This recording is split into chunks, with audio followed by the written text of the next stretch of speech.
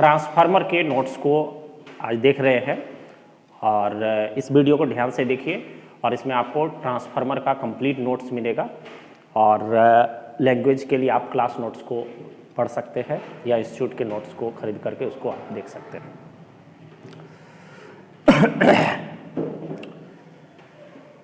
तो सबको ट्रांसफार्मर के नोट्स को ध्यान से देखिए कि कैसे हम लोग ट्रांसफार्मर का नोट्स जो है वह इजी वे में अच्छी तरह से समझ सकते हैं सारी बातों को। तो ट्रांसफार्मर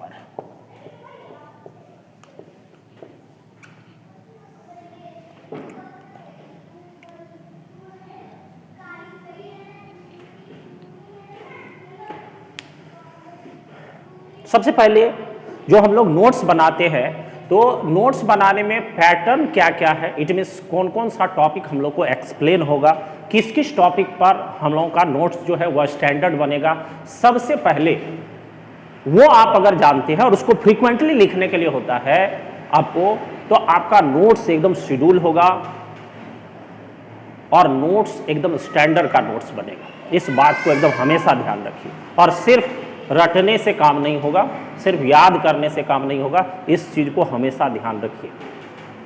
क्लास में समझिए कि क्लास में किसी टॉपिक को हम लोग किस तरह से समझे, किस तरह से करें। लेक्चर को ध्यान से सुने और कुछ ना कुछ अपने से लिखने का प्रैक्टिस करें, ये सबसे अहम बात है। वैसे तो आजकल यही पैटर्न चला है कि टीचर एक कहीं से नेट से कुछ निकाल करके लिख करके दे दिया और स्टूडेंट उसको रटने में लग गया, रट रहा है और याद करके वो सुना भी दिया फ्रीक्वेंटली। उसको लगता है ठीक है हम तो बहुत अच्छा सीख गए, लेकिन नहीं, ये सीखना नहीं करते। रियली में अगर आप 11th 10th पास करते हैं उसके बाद आपकी अंडरस्टैंडिंग कितना आप के पास है, यह इसी से आपका कोई भी टॉपिक या कोई भी सब्जेक्ट अच्छा होगा और आपकी आगे की पढ़ाई भी कंटिन्यू रहेगी। जैसे हम अभी एक नोट्स को बता रहे हैं ट्रांसफार्मर के, ध्यान से देखिए कैसे नोट्स बनाया जाता है, पैटर्न को समझिए। सिर्फ अंधाधुंध काम करने से नहीं हो पाएगा, काम कैसे किया जाए ये सबसे पहले समझना होगा। तो हम लोग एक छोटा सा नोट्स ले रहे हैं ट्रांसफार्मर के बारे में। तो ट्रांसफार्मर में जो आप नोट्स बनाओगे, नोट्स का पैटर्न क्या है, सबसे पहले तो नोट्स के पैटर्न में हम लोग क्या क्या कर रहे हैं। सबसे पहला हम लोगों को इसके इंट्रोडक्शन, इट मीन्स किसी भी नोट्स में सबसे अहम पॉइंट इंट्रोडक्शन, और ट्रांसफार्मर में भी हम लोग इंट्रोडक्शन देखेंगे। ट्रांसफार्मर क्या है, लाइक किस प्रिंसिपल पर यह कार्य करता है, इन सभी बातों को और रिलेटेड जो इसको इंट्रोड्यूस करेगा, जिसके बारे में आपको बेसिक जानकारी होगी, सबसे पहला। दूसरा, जब हम लोग इंट्रोडक्शन जान लेंगे तब इसके हम लोग कंस्ट्रक्शन के बारे में देखेंगे। कंस्ट्रक्शन, इट मीन्स कैसे कंस्ट्रक्ट है, कैसा इसका बनावट है, इसके बारे में।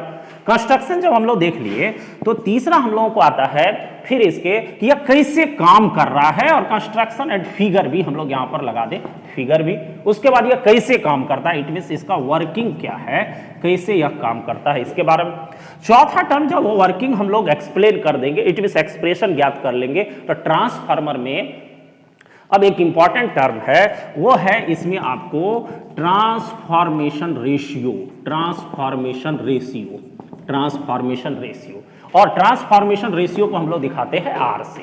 ट्रांसफॉर्मेशन रेशियो के बाद पांचवा इसमें जो हम लोगों को सबसे इंपॉर्टेंट टर्म आएगा वो हम लोगों को है कि इसमें इसकी इफिशियंसी, इट मीन्स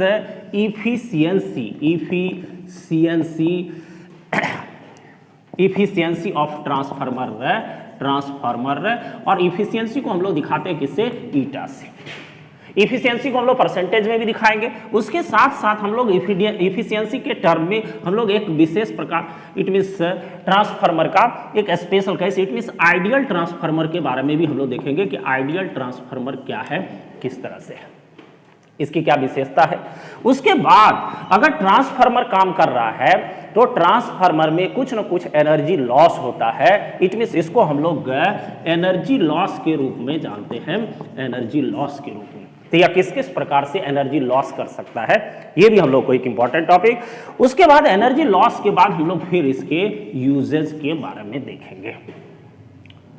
तो ये हम लोगों को जो है सबसे पहले ट्रांसफार्मर के एक्सप्लेनेशन के लिए इंट्रोडक्शन, आपको कंस्ट्रक्शन एंड फिगर, उसके बाद हम लोग देख रहे हैं वर्किंग कैसे यह काम कर रहा है, इट मींस उसके बाद ट्रांसफॉर्मेशन रेशियो या इससे रिलेटेड हम लोग को टर्म हो गया denoted by R, then efficiency of transformer it is denoted by eta, then ideal transformer it is special case of transformer हम लोग कह सकते हैं, उसके बाद energy loss in transformer and then uses is important topic.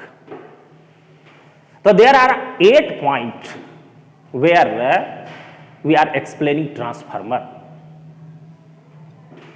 तो इस 8 case पर हम लोग ट्रांसफार्मर को एक्सप्लेन करेंगे। पहले आपको ये पैटर्न हुआ, इसको आप फ्रीक्वेंटली लिख सकते हैं कौन कौन सा पॉइंट पर आप ट्रांसफार्मर को एक्सप्लेन कर रहे हैं, तो इस 8 पॉइंट पर आप ट्रांसफार्मर को एक्सप्लेन कर रहे हैं। अब चलिए एक एक पॉइंट करके हम लोग क्लियर करते हैं ट्रांसफार्मर में। सबसे पहला हम लोग को इसमें है कि इसका इंट्रोडक्शन कि यह कैसे काम करता है और यह क्या है, इसके बारे में हम लोग इंट्रोड्यूस करेंगे। जस्ट 1 मिनट, हम लोग इसको मिटाते हैं।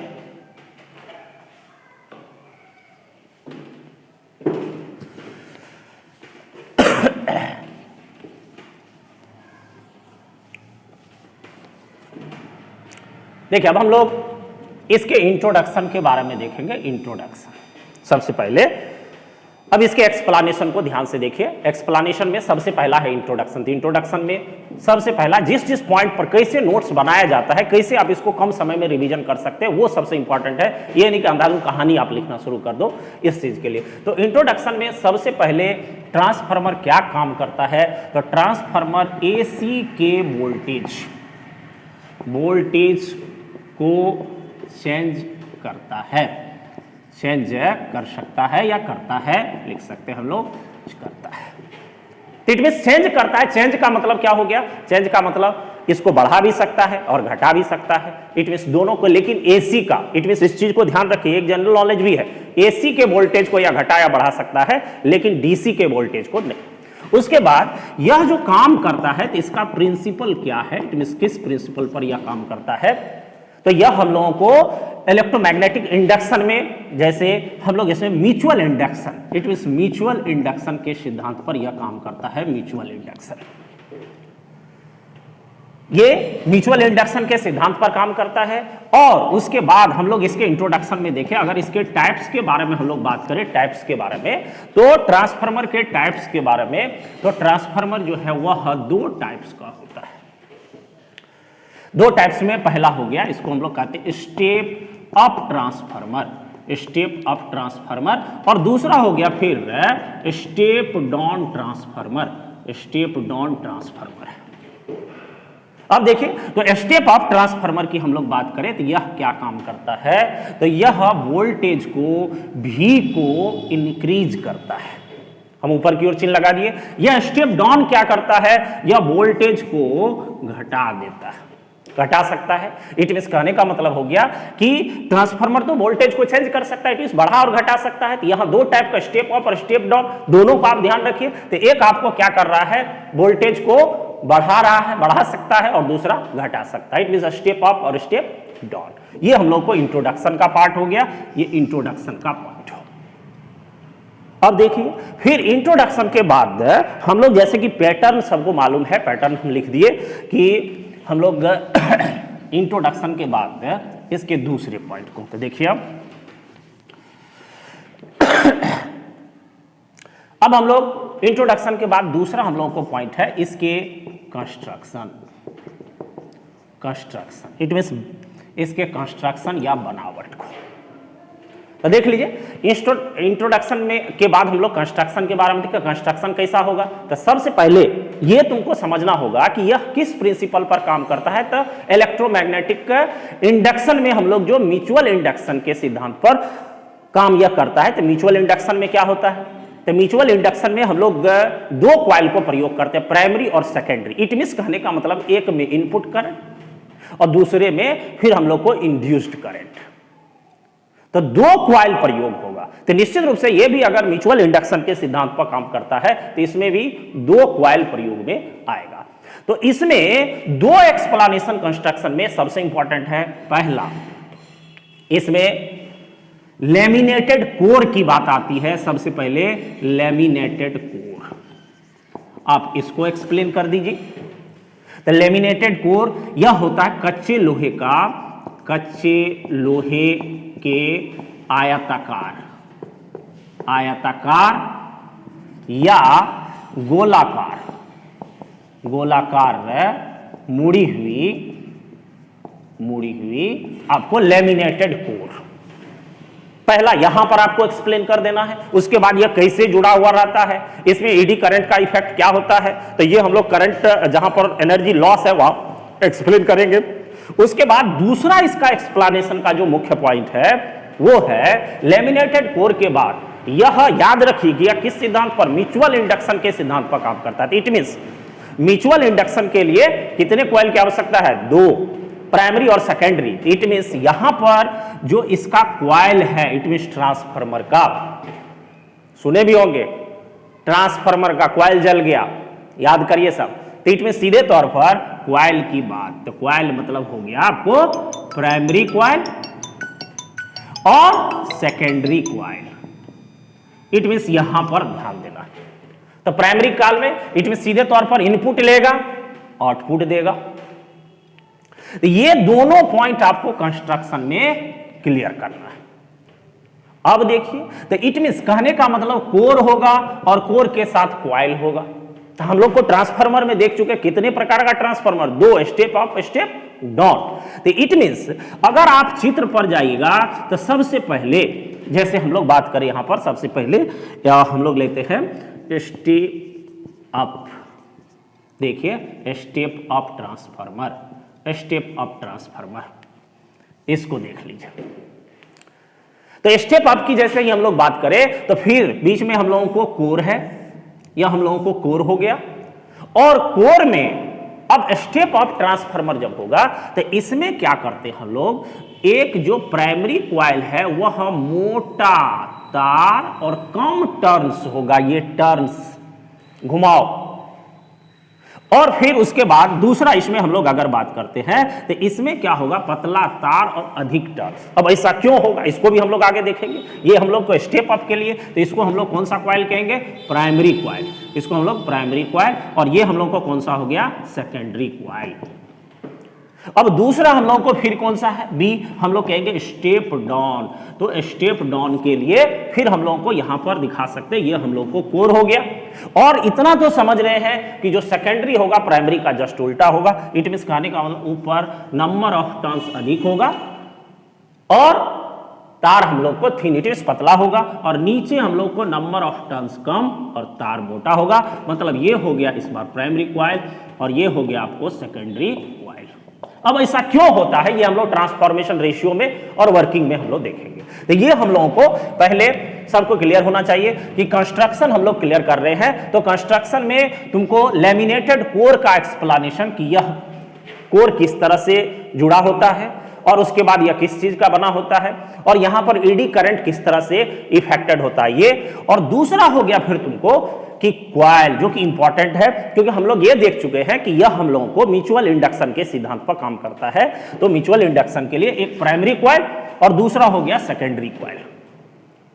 तो प्राइमरी और सेकेंडरी, तो यहां पर हम लोग देख रहे हैं कि अगर हम लोगों को 2 कॉइल है और हम लोगों को ट्रांसफार्मर भी 2 है, तो यह कॉइल किस प्रकार से ट्रांसफार्मर के प्रकार को बांट रहा है या किस तरह से ट्रांसफार्मर के प्रकार में इसका डिस्ट्रीब्यूशन होता है, किस तरह की व्यवस्था होती है। तो इसमें हम लोग सबसे पहला देखें स्टेप अप ट्रांसफार्मर। तो स्टेप अप में देख लिए जो प्राइमरी होगा उसमें हम लोग ये देख रहे हैं नंबर ऑफ टर्न्स कम है और ये thick, it means number of turns कम और तार मोटा।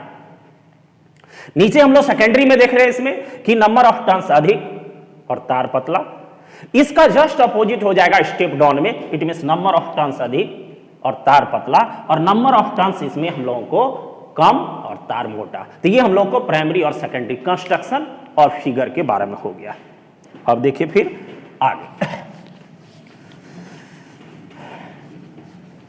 आगे अब ध्यान दीजिए।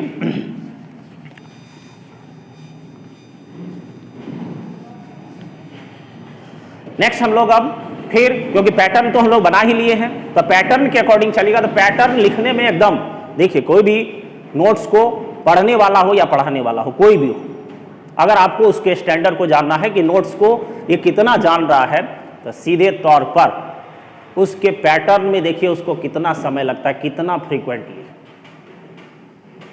1 सेकंड, 2 सेकंड, 4 सेकंड, 5 सेकंड, उससे उसका रिफरेंस ले, अपने आप पोल खुल जाएगा। अब देखिए तो तीसरा हम लोग अब बात चलते हैं कहां पर, वर्किंग। वर्किंग थर्ड पॉइंट, ये वर्किंग। तो working, transformation ratio, ideal transformer, efficiency, energy loss और यूजेज, ये हम लोग अगले वीडियो में देखेंगे। Thank you.